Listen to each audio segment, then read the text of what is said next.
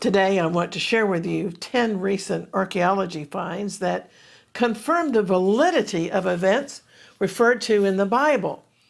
Now, as exciting as all of these archaeological discoveries are, even more dramatic has been the uncovering of exiled groups who are rediscovering the biblical land of their ancient ancestors, just as the prophets foretold in the Bible.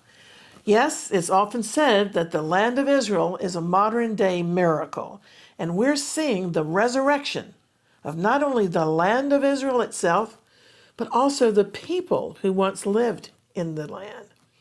This is the Lord's doing, and it's marvelous in our eyes. The Jerusalem Channel is made possible by viewer support. Thanks for watching.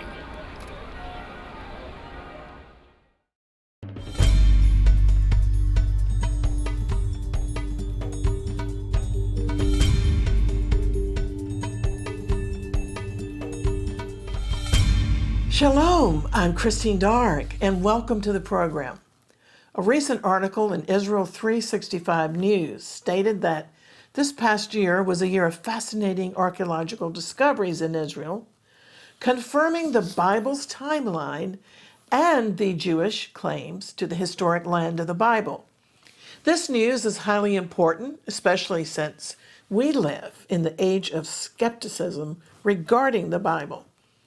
I want to share with you today some of these top 10 archaeological finds, and also we'll include in this broadcast more news about living archaeology, how the lost tribes of Israel are being rediscovered in the nations and are actually being brought home even in turbulent times. The nation of Israel has become like a living museum of the Bible. But first, let's look at the number one discovery listed in the Israel 365 news article in the so-called Sifting Project in Jerusalem. Over 200,000 volunteers from all facets of society, both Israelis and foreigners, including some of our own ministry team, have taken part in sifting soil from the Temple Mount. This tedious task could not have been done without the help of this large number of volunteers. And the phenomenon of such a large number of participants has no precedent in the history of archaeological research. So this year, a piece of jewelry was discovered like those described in the book of Isaiah. A 9-year-old boy spent a day volunteering at the Sifting Project when he found a perfectly preserved gold earring. The earring was in such good condition that archaeologists even questioned at first whether it was authentic. But a second thorough look proved it was the sort of earrings described in the book of Isaiah, chapter 3 and verse 19. Discovery number 2 and 3 involved the Israel Antiquities Authority and the Western Wall Heritage Foundation. They unveiled an astounding discovery: a unique subterranean system hewn in the bedrock under the Temple Mount. Archaeologists working in the Western Wall tunnels discovered a 1,400-year-old remain of a subterranean public building. This all came about when a tractor that was carrying out illegal construction on the Temple Mount broke a flagstone in the plaza, revealing the underground tunnel from the Second Temple period. Unfortunately, the Israeli government chose to rebury this remarkable find and filled it with concrete. Israel sometimes goes through these extraordinary steps to avoid stirring religious tensions.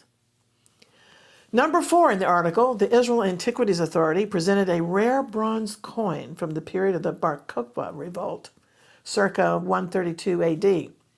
It was discovered in excavations in the William Davidson Archaeological Park near the Western Wall under the supervision of the Company for the Reconstruction and Development of the Jewish Quarter in Jerusalem's walled Old City. The obverse of the coin is decorated with a cluster of grapes and the inscription, Year 2 of the Freedom of Israel.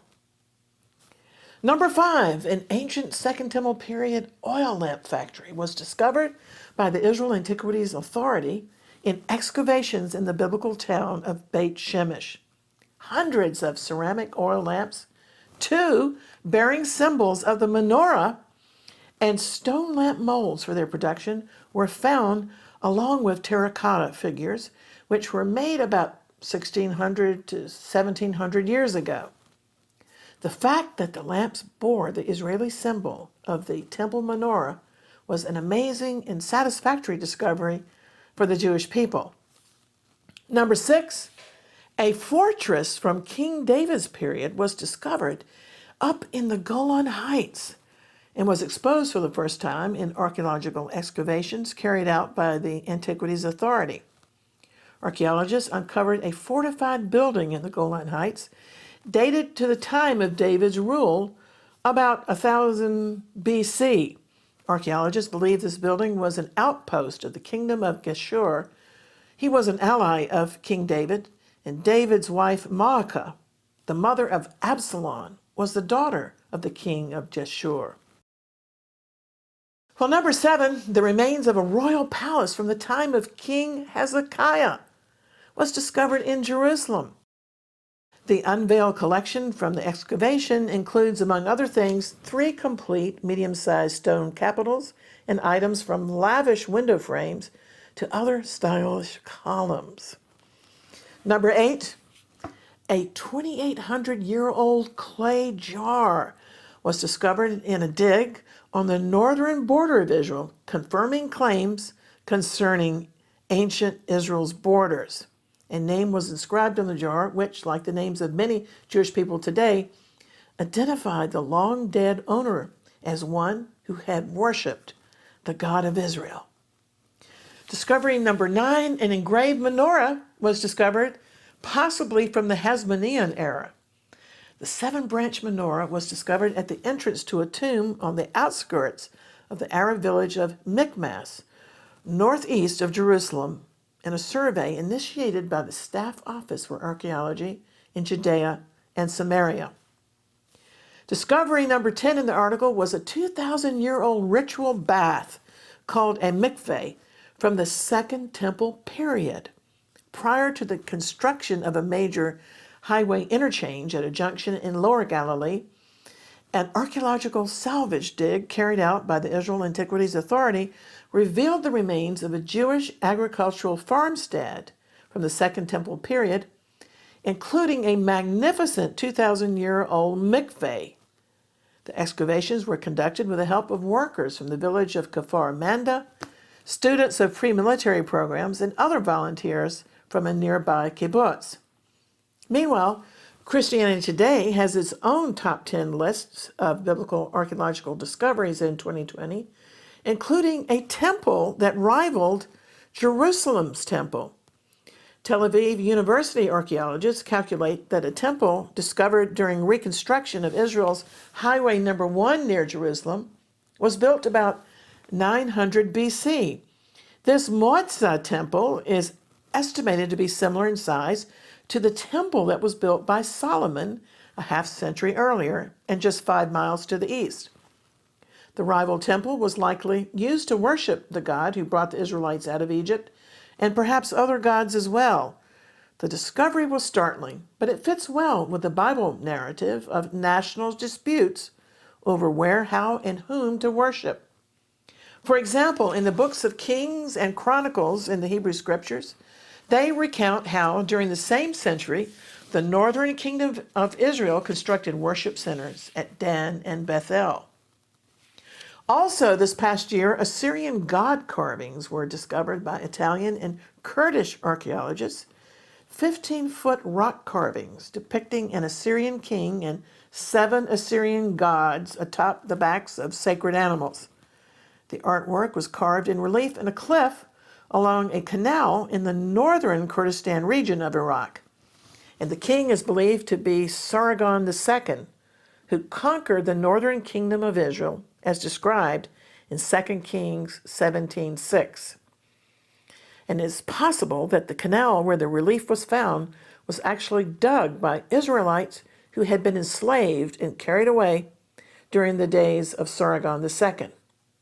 Well, speaking of those Israelites who were exiled, coming up next, I'm going to be speaking with Rabbi Michael Freund in Jerusalem about the return of the so-called lost tribes back to their ancient homeland. Michael is a journalist and ordained rabbi who has been overseeing amazing prophetic movements, bringing home ancient Israelites of those so-called lost tribes. But as I've been saying in many broadcasts, nobody is ever lost to God. No matter how long the tribes have been exiled, God knows exactly where they all are, and He's awakening them now and bringing them back to the land of Israel. Recently, we were privileged to have Rabbi Freund speak to our annual Watchmen and Women on the Walls convocation that this year had to take place online due to travel restrictions. He described for us this, the latest miracle of biblical proportions of the return of the sons of Manasseh. Just 2 weeks ago, we witnessed a very emotional miracle here in the land when 250 members of the B'nai Menashe community of northeastern India, descendants of one of the 10 lost tribes of Israel, the tribe of Manasseh, managed to make Aliyah. The miracle. We see it really is a miracle. It was smack in the middle of Hanukkah, so it was a very fitting time for them to arrive. And it was, I think, tangible proof that not even a global pandemic can stand in the way of God's plan. Nothing can stand in the way of the ingathering of the exiles, not even the coronavirus. And it was very emotional. We obviously faced a lot of logistical and bureaucratic challenges in bringing that large group of people here during the pandemic.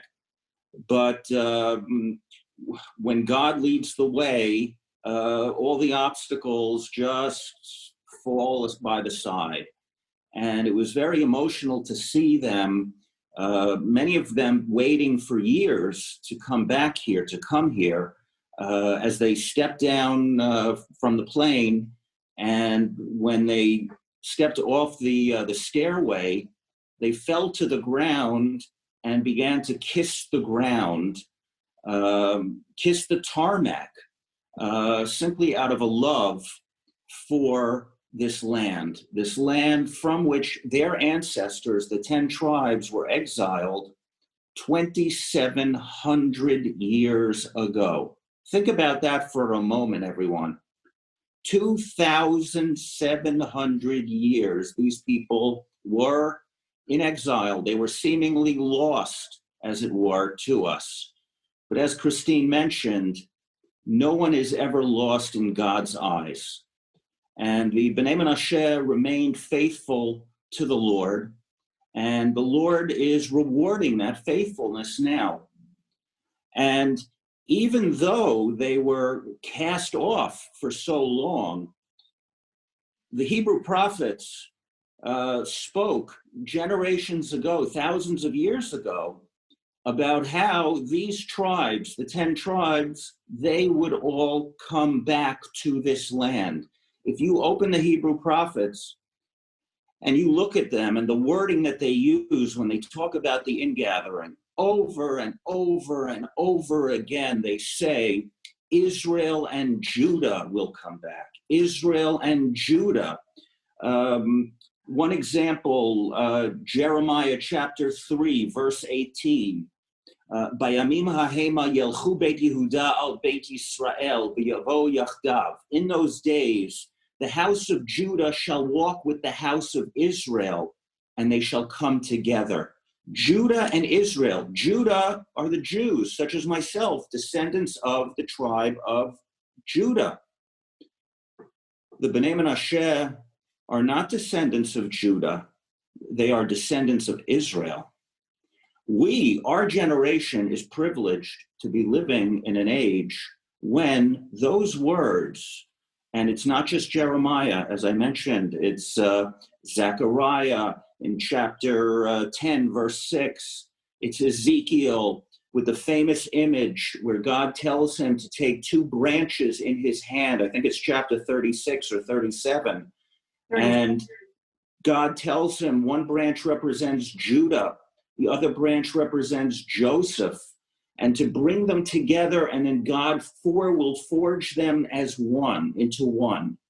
That is happening right now. When B'nai Menashe step off that plane and step onto the land of Israel and return to Zion, those are the words of Ezekiel coming to life before our eyes. Well, Michael, tell us about the organization that you're heading up to bring home the tribes to Israel.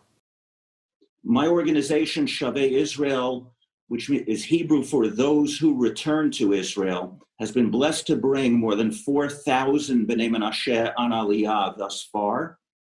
There are still another 6,500 in India who are waiting to come. We are determined. We will not stop as long as God gives us health and energy and the resources we need. We're going to continue to do everything we can to bring his children home. And I've said this, Christine, as you know, I've had the merit to speak to your, in years past when you were able to visit here, I had the merit to speak to your groups.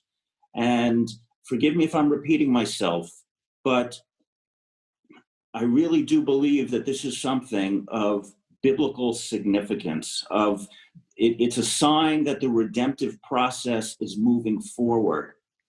And another aspect of that is the excitement, the enthusiasm that I see among many Christians for this return to Zion. And this is something we should never take for granted. It's become routine. Thank God, in a way, it's become routine that Christians such as yourselves love Israel, pray for Israel, support Israel. 50 years ago or 100 years ago, it would have been unthinkable. No one would have imagined that Jews and Christians, despite our theological differences, would be standing together and partnering in the fulfillment of the divine plan.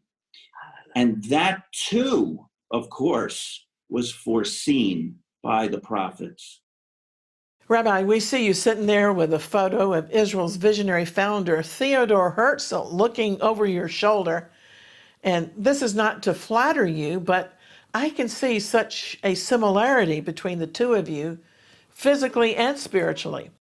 Just as Theodore Herzl was a visionary of the Jewish state and even requested that his bones, like the patriarch Joseph, be carried to Israel when the Jewish state was finally declared, you also are a visionary like Herzl, helping to bring back the living bones of the found tribes, not the lost tribes, but those that have been found in India and elsewhere. And this is the Lord's work. It's marvelous to see Ezekiel chapter 36 coming to pass, the two sticks of Judah and Israel being reunited, and Ezekiel chapter 37 also happening, the dry bones of Israel being resurrected. And it was wonderful to hear you quote in Hebrew that not just Judah, but the Israelites will return and the two sticks will be joined back together again. We're eyewitnesses. But it grieves me how much of the church is ignorant of these prophetic happenings. I'm trying to educate the church to be biblically correct and not politically correct so that they won't miss the extraordinary times that we're privileged to be living in. I've always mentioned a verse that I'm sure you're all familiar with, but it really opened my eyes and changed my perspective on this whole matter, is Isaiah 49:22, where God says that you, the nations of the world, you are going to carry our sons and daughters back to the land. I never understood, frankly, at least at the beginning, I never understood why Christians cared so much that Jews were returning to Israel, or why they got so excited about it. I didn't understand why.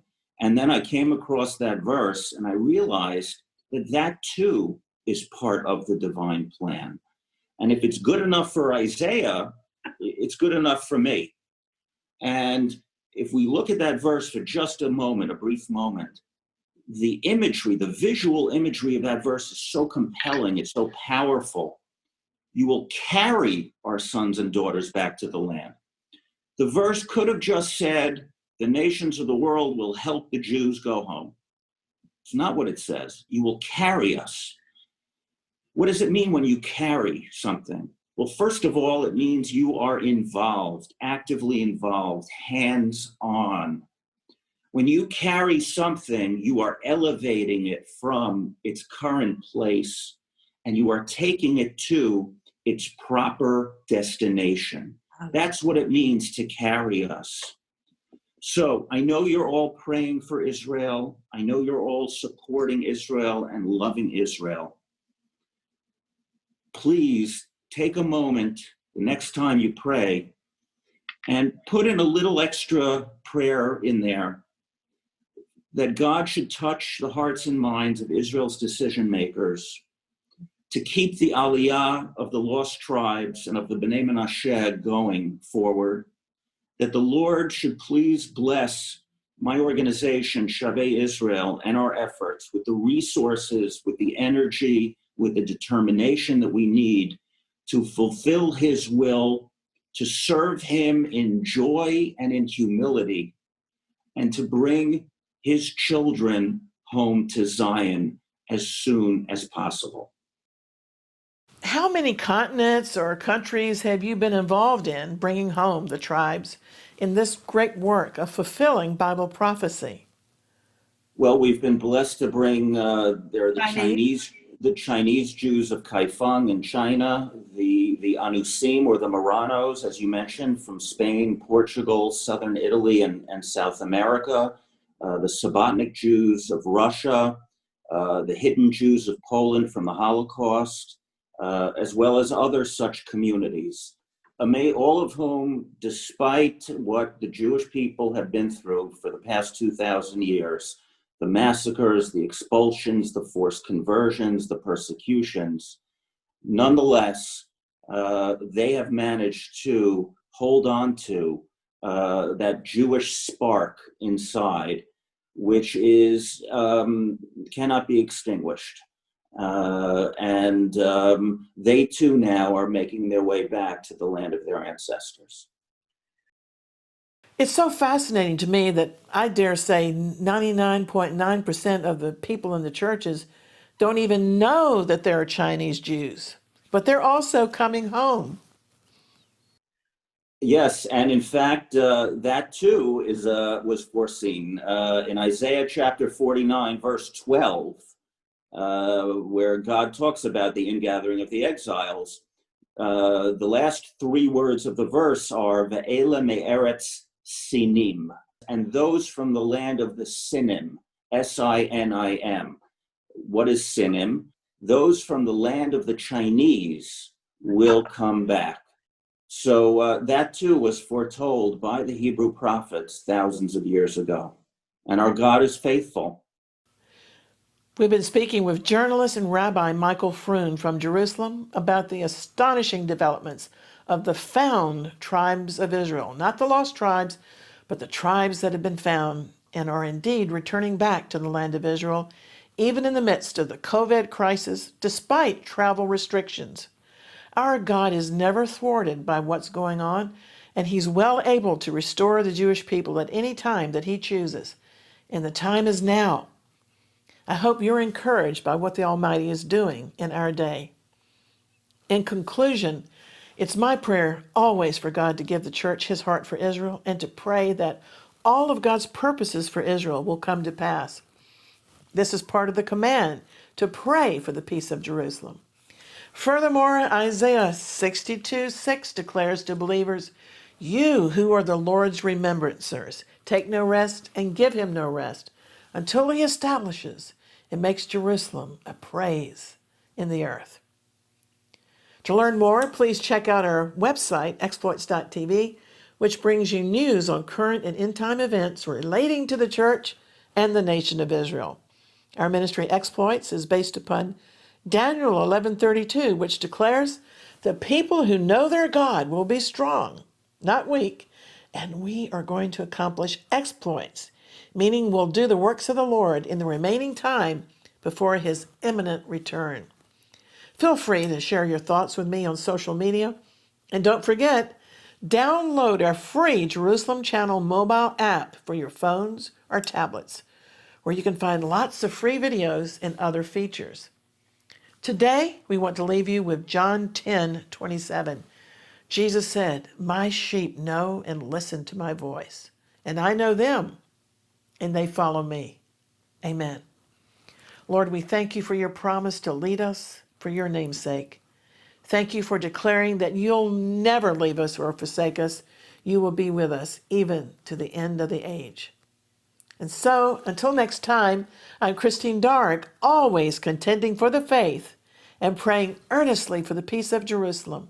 The grace of the Lord be with you all. Maranatha. Even so, come, Lord Jesus. Shalom.